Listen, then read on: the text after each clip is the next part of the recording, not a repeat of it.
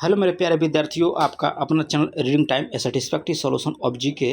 तो एनसीईआरटी जो हम लोग क्लास ले रहे थे आपका हिस्ट्री का, तो आज हम लोग महाजनपद काल, ठीक है, और मगध राज्य का उत्कर्ष से जितने भी एनसीईआरटी में क्वेश्चन बनता है वो आपको सारा यहाँ पे आज देखने को मिलेगा, वो भी वन लाइनर के फॉर्म में। अब ये किताब जो है जो तैयार किया गया है आपको खान सर के द्वारा तैयार किया गया। देख लीजिए यहाँ पे आपको लोगो लगा दिया है। तो चलिए आज का पहला क्वेश्चन देख लेते हैं हम लोग। इसमें कह रहा है कि 6ठी शताब्दी ईसा पूर्व का एक प्रमुख लक्षण क्या था।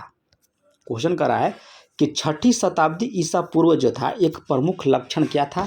तो उसमें एक लक्षण था आपका नगरीकरण। याद रखिएगा क्या हो जाएगा, नगरीकरण। नेक्स्ट क्वेश्चन दिया है, कह रहा है कि ईसवी पूर्व यानी कि 6ठी शताब्दी में कह रहा है कि विश्व की प्रथम गणतंत्रात्मक व्यवस्था कहाँ की थी। तो ये आप याद रखिए कि वैशाली के थी। पूछेगा कि गणतंत्रात्मक व्यवस्था 6ठी शताब्दी में प्रथम गणतंत्रात्मक व्यवस्था कहाँ थी। तो याद रखिएगा ये हो जाएगा आपका वैशाली। 16 महाजनपदों में से कह रहा है कि 15 महाजनपद उत्तर भारत में थे। ठीक है, क्वेश्चन कर रहा है कि 16 महाजनपदों में से 15 महाजनपद जो थे आपका उत्तर भारत में थे। दक्षिण भारत में कह रहा है कि गोदावरी नदी के किनारे स्थित एकमात्र जनपद कौन था। तो ये आपको हो जाएगा असमक। या डायरेक्ट क्वेश्चन आपसे पूछेगा कि दक्षिण भारत में जो कह रहा है कि गोदावरी नदी के किनारे स्थित एकमात्र जनपद कौन था। तो याद रखिएगा इसका हो जाएगा आंसर असमक। नेक्स्ट क्वेश्चन दिया है कि बुद्ध के समय 10 गणतंत्र राज्य थे, उनमें से 8 वजी संघ के तहत थे। शेष 2 गणतंत्र राज्य जो थे मल के अंतर्गत थे। तो मल महाजनपद के कारण कि 2 भाग कौन कौन थे। तो एक भाग आपको था कुशीनारा और दूसरा था आपको पावा। ठीक है, चलिए नेक्स्ट क्वेश्चन यहाँ पे दिया है। और एनसीईआरटी का पूरा इसमें जो चैप्टर दिया हुआ है, ठीक है, वो आपको सारा वीडियो के माध्यम से हम प्रोवाइड करवा देंगे आपको। तो आने वाला नेक्स्ट बिहार दरोगा या बिहार एसएससी के लिए या किसी भी स्टेट लेवल एग्जाम के लिए जो है आपको एक फैक्टर का काम करेगा। ठीक है, जो मेरिट बनाने का काम करेगा। तो इसको वीडियो को देखिए और ज़्यादा से ज़्यादा शेयर कर लीजिएगा। चैनल पे पहली बार होंगे तो सब्सक्राइब भी कर लीजिएगा। वजी संघ का राय कि मगध के उत्तर की ओर स्थित था, इसकी राजधानी कहाँ थी। तो वजी संघ की जो कह रहा है कि मगध के उत्तर में स्थित था, इसकी राजधानी कहाँ थी आपका, तो वैशाली में था। नेक्स्ट क्वेश्चन कह रहा है कि मगध के पश्चिम में स्थित अंग की कह रहा है कि चंपा नदी विभाजित करती थी। तो चंपा कह रहा है कि इसकी राजधानी थी। पुराणों के अनुसार चंपा का प्राचीन नाम क्या था। तो मालिनी। याद रखिएगा, यह डायरेक्ट आपसे पूछेगा कि चंपा का प्राचीन नाम क्या था। तो मालिनी। ठीक है, चलिए नेक्स्ट इसमें दिया है कि महाजनपदों की कह रहा है कि शासन प्रणाली में कह रहा है कि किन 2 जातियों को कर से मुक्ति की सुविधा दी गई थी। किसमें, महाजनपदों की शासन प्रणाली में 2 जातियां जो थी आपको कर मुक्त थी। एक ब्राह्मण था, दूसरा आपका क्षत्रिय था। महाजनपद में कह रहा है कि गणतंत्रात्मक व्यवस्था में कह रहा है कि प्रतिनिधियों की संख्या क्या कहलाती है। तो संथागार। ठीक है, संथागार याद रखिएगा। 16 महाजनपदों की सूची कहाँ उपलब्ध है। तो ये आपको अंगुत्तर निकाय में है। ये क्वेश्चन बहुत ही इंपॉर्टेंट है, इसको 5 स्टार आप लोग दीजिए, 5 स्टार इसको दीजिए। ये क्योंकि ये क्वेश्चन जो है आपको हर एग्जाम में आपको देखने को मिलता है ज़्यादा। 16 महाजनपदों की सूची कहाँ उपलब्ध है, तो आपको अंगुत्तर निकाय में। हर्यक वंश का शासन देख लीजिए, तो 544 ईसा पूर्व से आपको 412 ईसा पूर्व था। किसका, हर्यक वंश का। तो हर्यक वंश से जितना भी आपको क्वेश्चन बनता है इसमें आपका दिया हुआ है।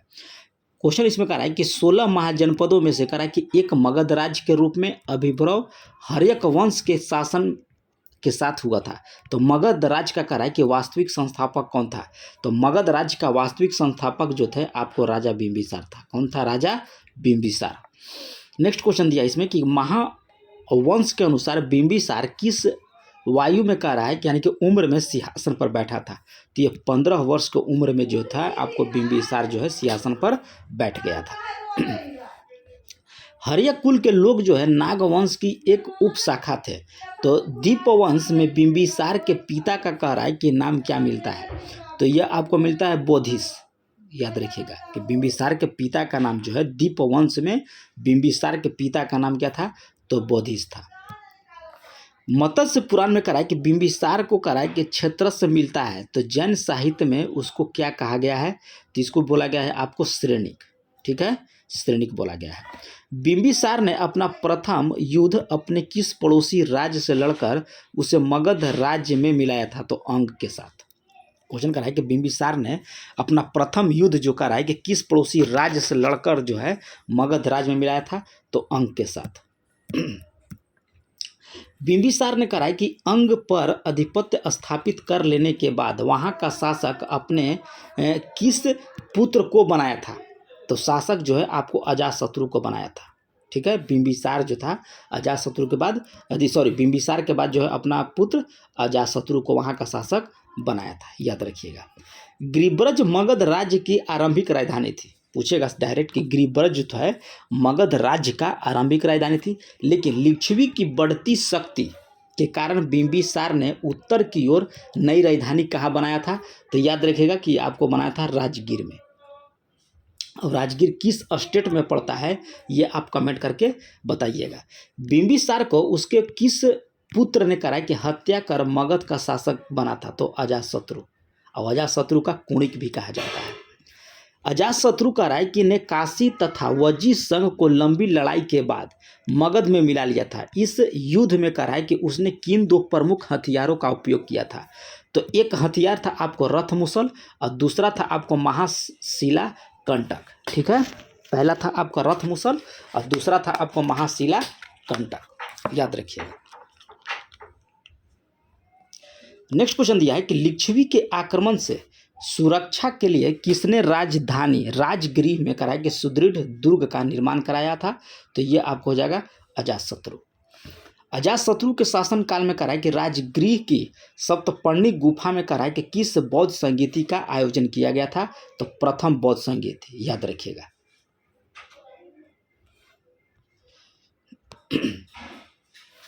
नेक्स्ट क्वेश्चन दिया है कि प्रथम बौद्ध संगीति का राय कि बौद्ध की शिक्षाओं को कराया किन दो पिटकों में विभाजित किया गया था? तो एक हो जाएगा आपका शुद्ध पिटक और दूसरा हो जाएगा आपका विनय पिटक। ठीक है, नेक्स्ट क्वेश्चन यहाँ पे दिया है करा कि अपने पिता बिंबिसार की तरह करा कि अजातशत्रु को भी उसके किस पुत्र ने करा कि मार डाला और मगध का शासक बना? तो ये आपको हो जाएगा उदयन।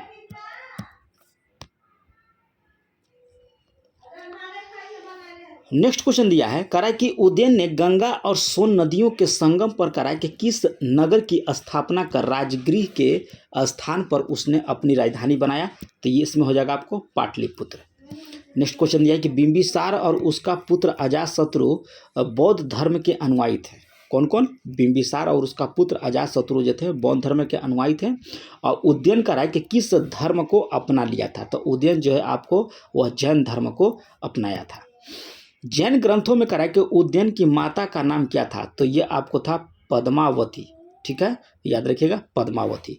उदयन ने कहा कि एक दिन जब किसी गुरु से उपदेश सुन रहा था तब किसने अपने एक गुप्तचर द्वारा छुरा भोंक कर उसकी हत्या करवा दिया था? तो अवंती नरेश पालक, याद रखिएगा। अवंती नरेश पालक जो था उदयन का एक दिन जब वह किसी गुरु से उपदेश सुन रहा था तो उस समय जो है उसको छुरा भोंक कर हत्या करवा दिया था। किसने? तो अवंती का नरेश पालक था। नेक्स्ट क्वेश्चन यहाँ पे दिया करा कि उदयन ने करा कि 3 पुत्रों अनिरुद्ध, मुंडक और नागदशक का उल्लेख मिलता है जिन्होंने बारी बारी से राज्य किया है। उसने करा इनमें से करा कि अंतिम राजा कौन था? तो अंतिम राजा था आपका नागदशक। नेक्स्ट क्वेश्चन दिया है कि उक्त तीनों शासकों में करा कि नीतियों के कारण प्रजा में काफ़ी असंतोष फैल गया था। फलतः जनता को इनके सिंहासन में करा कि उतारकर किस आमत के मगध का राजा बनाया? तो ये आपको हो जाएगा शिशुनाग। अब यहाँ से शिशुनाग था तो शिशुनाग आपको 412 से लेकर 344 ईसा पूर्व तक रहा था। तो यह डायरेक्ट पूछेगा कि शिशुनाग वंश का शासन कब से कब तक रहा? तो 412 से 344 ईसा पूर्व। तो शिशुनाग ने कहा है कि राजा बनने के साथ ही शिशुनाग वंश की स्थापना हुई।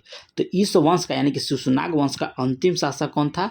तो नंदीवर्धन था। ठीक है, यानी कि पूछेगा कि शिशुनाग वंश का अंतिम राजा कौन था? तो नंदीवर्धन था।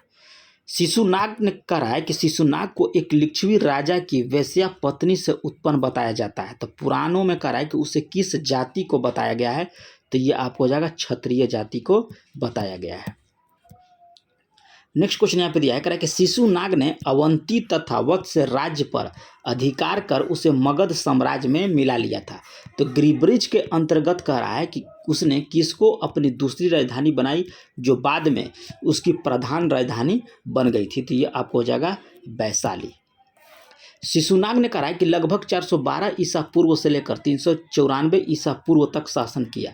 उसकी मृत्यु के पश्चात कहा है कि उसका पुत्र राजा बना था। तो ये आपका उसका बाद पुत्र जो बना था कलाशोक था। कलाशोक ने अपनी राजधानी वैशाली में कहाँ स्थानांतरित किया था? तो वैशाली में आपको पाटलिपुत्र स्थानांतरित किया था। कौन? कलाशोक।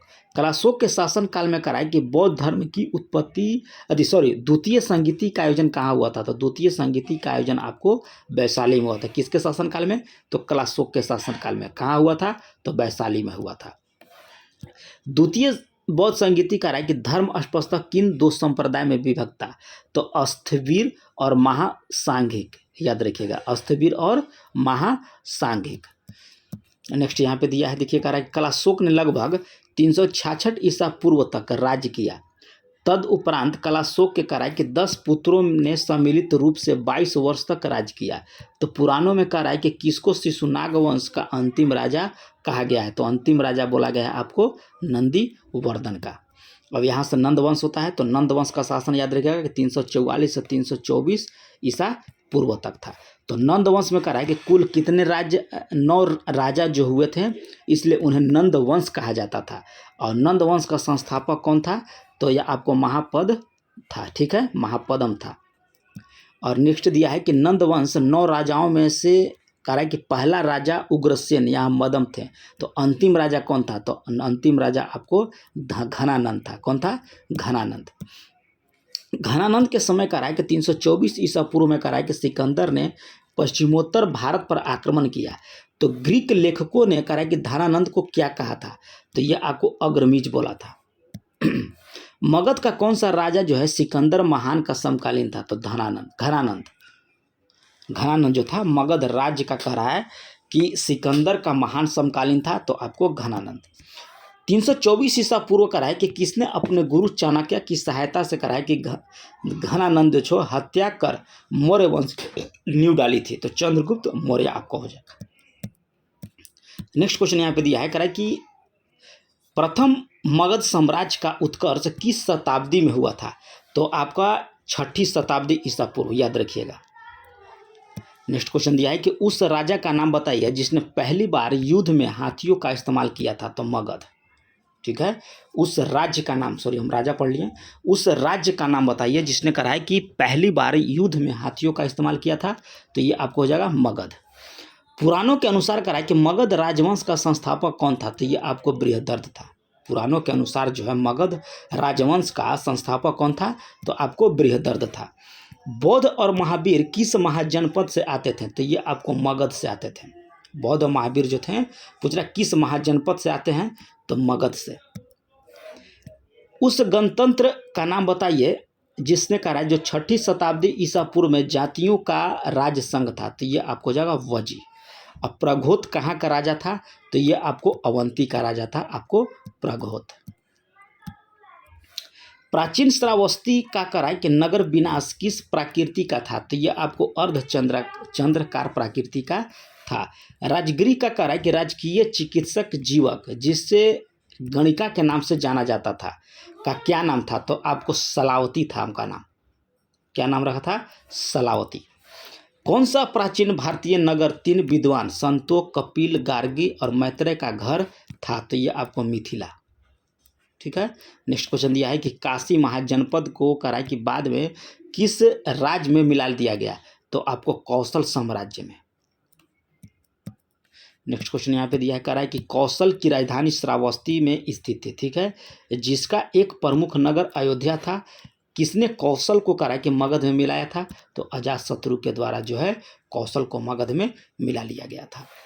पूर्वी कह रहा है कि बिहार में स्थित अंग महाजनपद की राजधानी कहाँ थी? तो यह आपका था चंपा।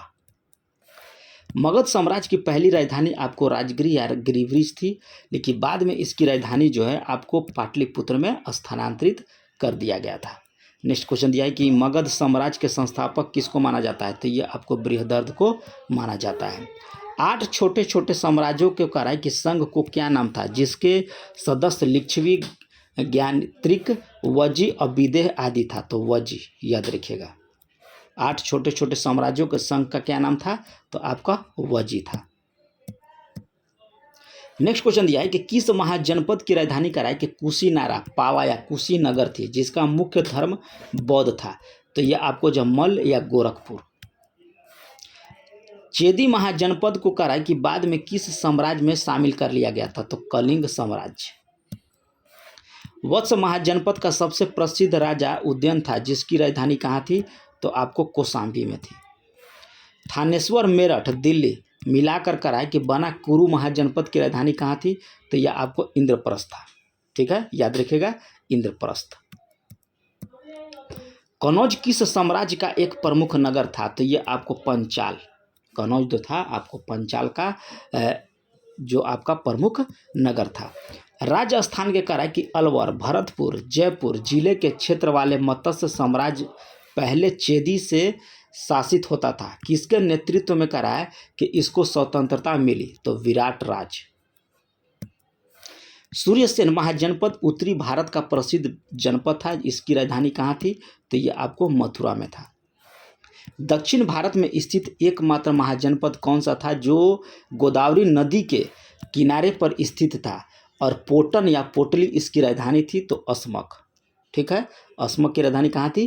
पोटली या पोटन थी। नेक्स्ट क्वेश्चन यहाँ पे दिया है करा कि अवंती महाजनपद 2 भागों में विभाजित था। उत्तरी भाग की राजधानी आपको उज्जैन थी और दक्षिणी भाग की राजधानी आपका माहिष्मती थी। याद रखिएगा, दक्षिण भाग की राजधानी कहाँ थी? दक्षिण भाग की राजधानी कहाँ थी? तो माहिष्मती थी। करा कि किस जनपद में करा कि वर्तमान पेशावर, रावलपिंडी और कश्मीर का कुछ भाग कराए कि शामिल था? तो जिसकी राजधानी कहाँ थी आपका? तो तक्षशिला आपका गंधार की राजधानी थी। अभी वर्तमान में पाकिस्तान और अफगानिस्तान में है। किस महाजनपद का कराए कि विस्तार जो है स्थूल रूप से कश्मीर में हिंदू कुश तथा इसकी राजधानी राजपुरा या हाटक थी? तो आपको कंबोज हो जाएगा, यहाँ पे याद रखिएगा, कंबोज था। तो एनसीईआरटी में आपका जितना भी क्वेश्चन यहाँ पे आपका महाजनपद से बना ये आपको दे दिया गया। और अगला हम लोग देखेंगे विदेशी आक्रमण। ठीक है, तो चैनल पर पहली बार होंगे तो सब्सक्राइब कीजिएगा, बेल आइकन को दबा लीजिएगा।